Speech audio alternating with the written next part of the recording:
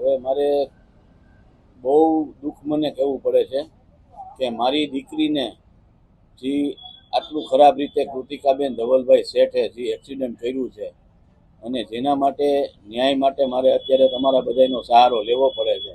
ખરેખર આ વસ્તુમાં પોલીસ કે જે કોઈ કલમ એકદમ હળવી લગાડી છે, બરોબર. મારી પાસે અત્યારે આ તમારા લોકો મીડિયાનો સહારો લેવા સિવાય કોઈ બીજો રસ્તો નહોતો, એટલે હું તમારો લોકોનો સંપર્ક કર્યો છે.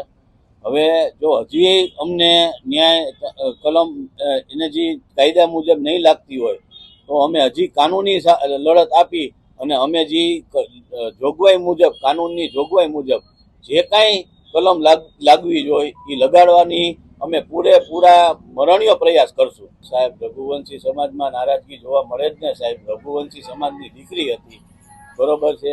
આવડી નાનકડી દીકરી, 14.5 વર્ષની દીકરી, બરોબર, અને એનું આ રીતના ગંભીર અકસ્માતમાં મૃત્યુ થયું હોય તો ખરેખર સમાજમાં નારાજગી થાય જ કે આવડી દીકરીને અને એને ન્યાય નથી મળતો, એટલે મોટી નારાજગી છે.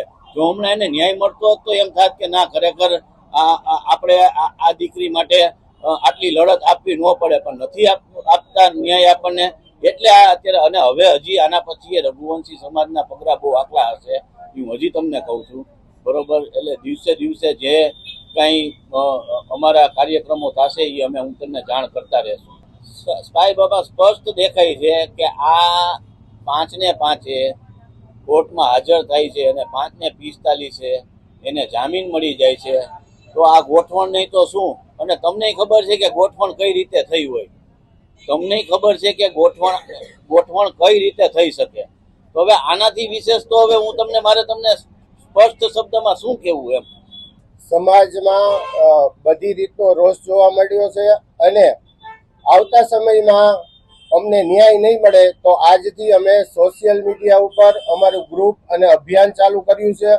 આવતા દિવસોમાં જો અમને ન્યાય નહીં મળે તો અમે પીએમઓ ઓફિસ લગી રજૂઆત કરશું અને કાયદાકીય લડત પણ આપશું. જે કોઈ હળવી કલમ લગાડી અને જે કોઈ પોલીસે અમારી સાથે અન્યાય કર્યો છે એને અમે ક્યાંય છોડશું નહીં અને આ લડતમાં અમે ક્યાંય પાછા પડશું નહીં. પીએમઓ ઓફિસ લગી રજૂઆત કરશું અને આવતા દિવસોમાં આશ્ચર્યજનક કાર્યક્રમ પણ આપશું.